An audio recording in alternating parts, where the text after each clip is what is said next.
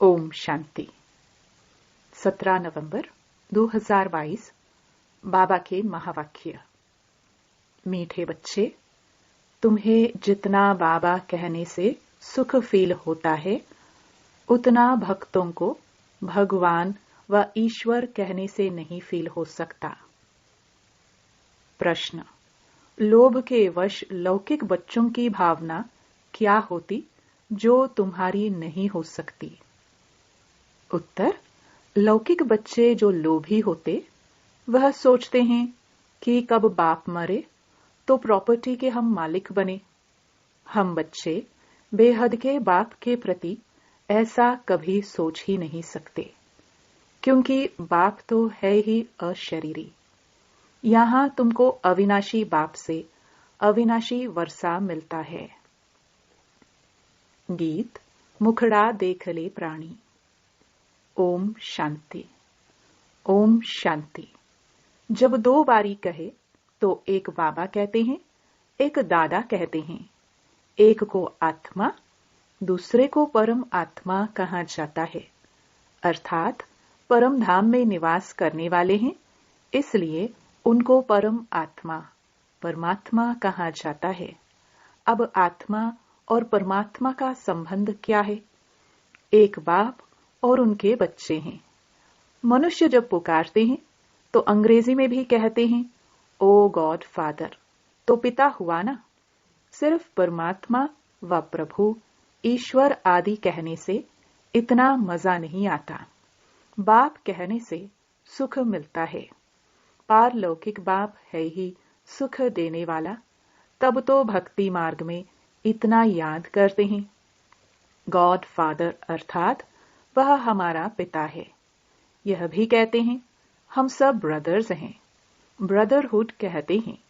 यह भारतवासी जब कहते हैं, हम सब भाई भाई हैं, तो आत्मा की तरफ ध्यान नहीं जाता, देह अभिमान में चले जाते हैं। यह समझते नहीं कि हम आत्माएं आपस में भाई भाई हैं। हम सबका बाप एक है। अगर परमात्मा सर्वव्यापी होता तो भाई भाई नहीं कहते, आत्मा ही समझकर भाई भाई कहते हैं। अभी तुम बच्चे बाप के सम्मुख बैठे हो और बाप तुमको पढ़ाते हैं। अब आत्मा कहती है, हमको बाप मिला है। बाप मिला गोया सब कुछ मिला। बाप द्वारा वर्षा मिलता है। बच्चा पैदा हुआ और समझते हैं वारिस आया। बाबा कहने से ही बच्चे का वारिसपना सिद्ध हो जाता है। अक्सर करके बच्चियां माँ माँ कहती हैं, माँ तरफ जास्ती लव रहता है। बच्चा होगा तो बा बा कहता रहेगा। बच्चे का बाप की तरफ लव जाता है। माँ से वर्षा नहीं मिल सकता, बाप से वर्षा मिलता है। अब यहाँ तो तुम सब आत्माएं भाई भाई हो। तुम हर एक बाप से वर्षा ले रहे हो। बाप की श्रीमत है, हर एक अपने को बाप का बच्चा समझ और सबको बाप का परिचय देते रहे और सृष्टि चक्र का राज भी समझाए। बाप से ही स्वर्ग का वर्षा मिलता है। बेहद का बाप कहते हैं, तुम स्वर्गवासी थे, फिर तुम नरकवासी कैसे बने? 84 जन्मों का चक्र कैसे लगाया? यह है डिटेल की बातें। बाकी बाप ने पहचान तो दी है और बाप से जरूर सत्युग का वर्षा मिलेगा। अच्छा, किसको मिला हुआ है? यह लक्ष्मी नारायण के चित्र खड़े हैं। इन्हों को बाप का वर्षा मिला था, फिर कहां गया? यह है चक्र की बात। तुमको अभी सत्युग का वर्षा मिलता है, फिर पुनर्जन्म लेते लेते 84 जन्म तो भोगने ही है। अब तुमको नंबरवार पुरुषार्थ अनुसार 84 का चक्र बुद्धि में है और यह भी निश्चय है कि हमारा अंतिम जन्म है। 84 जन्मों का चक्कर लगाकर पूरा किया है। अब तुम जाएंगे तो तुम्हारे पीछे सब चले जाएंगे।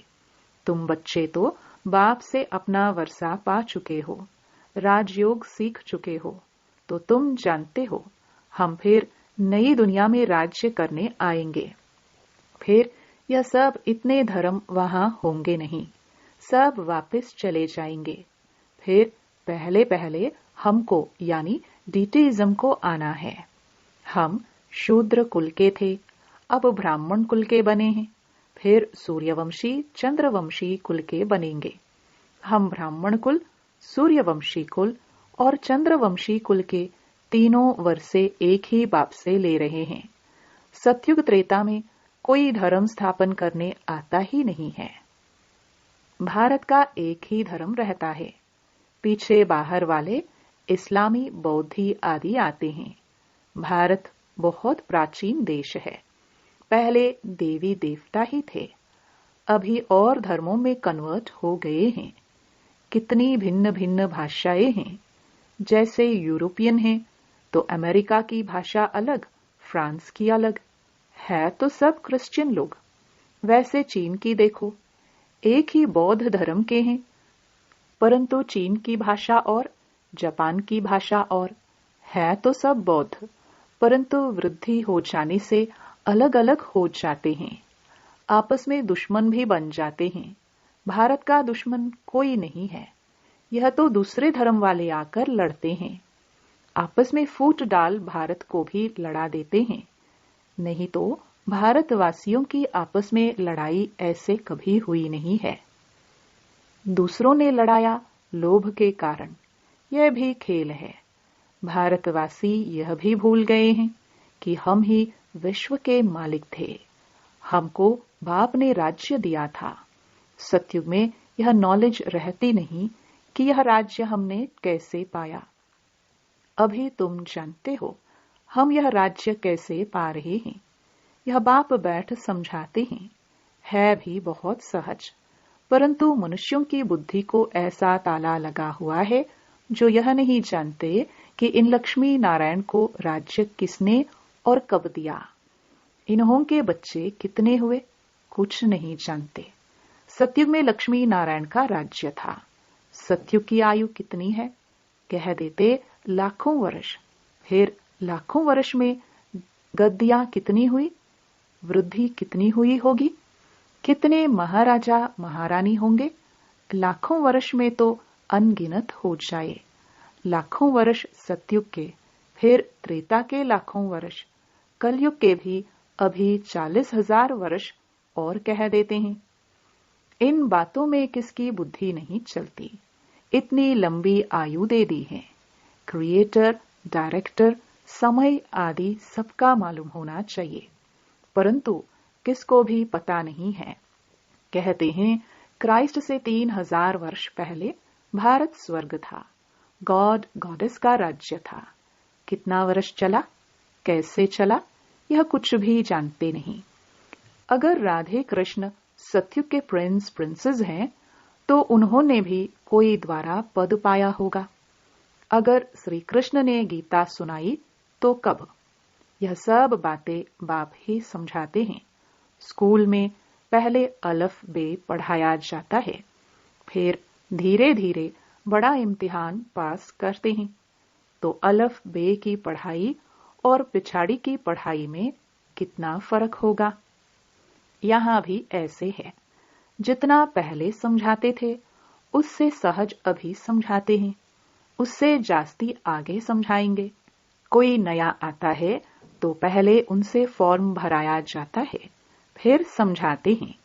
परमपिता परमात्मा के साथ आपका क्या संबंध है। जरूर सबका बाप हुआ ना। इन बातों को समझने वाले ही समझते हैं। जब तक हड्डी निश्चय हो कि बेहद के बाप से वर्षा लेना है। बाप स्वर्ग रचते हैं तो जरूर स्वर्ग का वर्षा देंगे। यह उन्हों की बुद्धि में बैठेगा जिन्होंने कल्प पहले निश्चय किया होगा। तुम देखते हो कई बच्चे सवेरे उठ नहीं सकते। 10-15 वर्ष मेहनत करते आए हैं तो भी समय पर उठ नहीं सकते। कम से कम 3-4 बजे उठो। भगत लोग भी सवेरे उठकर ध्यान करते हैं, जाप करते हैं हनुमान का, शिव का, परंतु उनसे कोई फायदा नहीं। भल करके कोई के लक्षण अच्छे होते हैं, परंतु उनसे कोई को मुक्ति, जीवन मुक्ति नहीं मिल सकती है। उतरती कला होती है। लक्ष्मी नारायण जो सतयुग में राज्य करते थे वह भी दूसरे तीसरे जन्म में नीचे आते जाते हैं, उतरती कला होती जाती है। आधा कल्प पूरा होगा तो वाम मार्ग में चले जाएंगे, फिर भक्ति मार्ग शुरू होगा। कितने ढेर मंदिर बनते हैं, अभी भी कितने मंदिर हैं, कोई टूट भी गए हैं। वाम मार्ग में जाने के चित्र भी हैं। ड्रेस देवताओं की पड़ी है, वास्तव में ड्रेस उन्हों की अलग थी, पीछे बदलती आई है। कोई की पाग कैसी, कोई की कैसी, कोई का ताज कैसा। अलग अलग ताज पहनने का भी अलग अलग नमूना होता है। सूर्यवंशी राजाएं जो हैं, उनकी पहरवाइज अपनी अपनी होती है। यह फलाने की पगड़ी है, बाबा ने साक्षात्कार भी किया है। द्वारिका देश की टेढ़ी पगड़ी थी। यह सब ड्रामा आदि से अंत तक जो कुछ हो रहा है वह फिर भी ऐसे ही होगा। फिर वाम मार्ग में जाएंगे, सबका मतभेद हो जाएगा, रस्म रिवाज अलग हो जाएगा। सूर्यवंशी अलग, चंद्रवंशियों का अलग। यह बना बनाया खेल है जो फिर रिपीट होना है। तुम जानते हो, हम भी बेहद के बाप से फिर से गति सदगति को पाते हैं। पुरानी दुनिया का विनाश होना है। बेहद का बाप राजयोग सिखला रहे हैं। यह दुनिया नहीं जानती कि राजयोग सिखाते हैं। तुम बच्चे अच्छी रीति जानते हो और तुम्हारा बाप से लव है। सबका एक जैसा तो हो नहीं सकता। अज्ञान में भी सबका एक जैसा लव नहीं होता। कोई लोभवश कहते हैं बाप मरे तो प्रॉपर्टी मिले। यहाँ शिव बाबा का शरीर तो है नहीं। बाबा तो अविनाशी है। यह शरीर लोन पर लिया है। तुम जानते हो, हमने पूरे 84 जन्म लिए हैं। बाबा तो पुनर्जन्म नहीं लेते, इस शरीर में प्रवेश कर आते हैं। नहीं तो क्या लक्ष्मी नारायण के तन में आए? वह तो है ही पावन दुनिया के मालिक। यह तो है ही पतित दुनिया, पतित शरीर, क्योंकि विष से पैदा होते हैं। बाबा कल्प पहले मुहाफिक कहते हैं, मैं साधारण तन में प्रवेश करता हूं। मुझे जरूर अनुभवी रथ चाहिए। कोई अच्छे एक्टर होते हैं तो उनको अच्छा इनाम मिलता है। यह भी बाबा का रथ गाया हुआ है। ब्रह्मा द्वारा स्थापना। ब्रह्मा को बूढ़ा भी दिखाते हैं। प्रजापिता ब्रह्मा, विष्णु और शंकर का रूप ही अलग है। ब्रह्मा का रूप बिल्कुल ठीक है। बाप ने ही इनका नाम रखा है प्रजापिता ब्रह्मा। इसने पूरे 84 जन्म लिए हैं। तुम भी कहेंगे हम सब ने पूरे 84 जन्म लिए हैं, तब पहले पहले बाप से मिले हैं। हमारी राजाई फिर से स्थापन हो रही है। समझाना भी पड़ता है, हे परमपिता परमात्मा, हे भगवान। तो भगवान जरूर बाप को समझना चाहिए, परंतु मनुष्यों की समझ में नहीं आता है कि सभी आत्माओं का बाप निराकार है, पिता है। तब तो भक्ति मार्ग में सब याद करते हैं। आत्माओं को सुख मिला था, तब दुख में याद करते हैं। तुम भी आधा कल्प बाप को याद करते आए हो। शुरू शुरू में ही सोमनाथ का मंदिर बनता है तो जरूर बाप को ही याद करेंगे। जानते हैं यह बाप का मंदिर है, बाप ने ही वर्षा दिया है, तो पहले पहले मंदिर भी बाप का बना है। तुम अभी बाप के वारिस बने हो। बाप विश्व का रचयिता है, उनसे ही वर्षा मिलता है। बाकी जो भी हैं उन्होंने क्या किया, हम उनकी पूजा क्यों करते हैं? 84 जन्म वह लेते हैं, परंतु भक्ति भी व्यभिचारी होनी ही है। आधा कल्प के लिए सामग्री चाहिए। सतयुग त्रेता में सामग्री की दरकार नहीं होती। यह सब बुद्धि में धारण करना है। वास्तव में कुछ भी लिखने की दरकार नहीं है। अगर सॉल्वेंट बुद्धि है तो झट धारणा हो जाती है। बाकी किसको सुनाने लिए नोट्स लेते हैं, किताबें आदि रखने की जरूरत नहीं। हमारे किताब बिछाड़ी में कौन पढ़ेगा? औरों के शास्त्र तो पिछाड़ी में चले आते हैं, पढ़ने वाले हैं। तुमको तो पढ़ना ही नहीं है, प्रारब्ध मिल गई।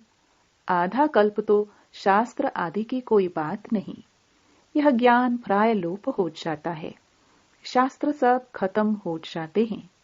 पहले सबको यह समझाओ कि तुमको दो बाप हैं। जिस्मानी बाप तो है, वह भी उस बाप को याद करते हैं। गाया जाता है, दुख में सिमरन सब करे। यह भारत की बात है। बाप भी भारत में आते हैं। शिव जयंती आती है, तुम कहेंगे हम अपने बाप का फलाना जन्म मना रहे हैं। भल पूछे ब्रह्मा कुमार कुमारियां हैं तो जरूर बाप आया होगा। यह है शिव का ज्ञान यज्ञ, तो ब्राह्मण जरूर चाहिए। ब्रह्मा कहां से आया? ब्रह्मा को एडॉप्ट किया, फिर बच्चे पैदा होते हैं तो भी इनके मुख कमल से रचते हैं। पहले सबको बाप का परिचय देना है। अच्छा, मीठे मीठे सिखिलदे बच्चों प्रति माता पिता बाप दादा का याद प्यार और गुड मॉर्निंग। रूहानी बाप की रूहानी बच्चों को नमस्ते। धारणा के लिए मुख्य सार।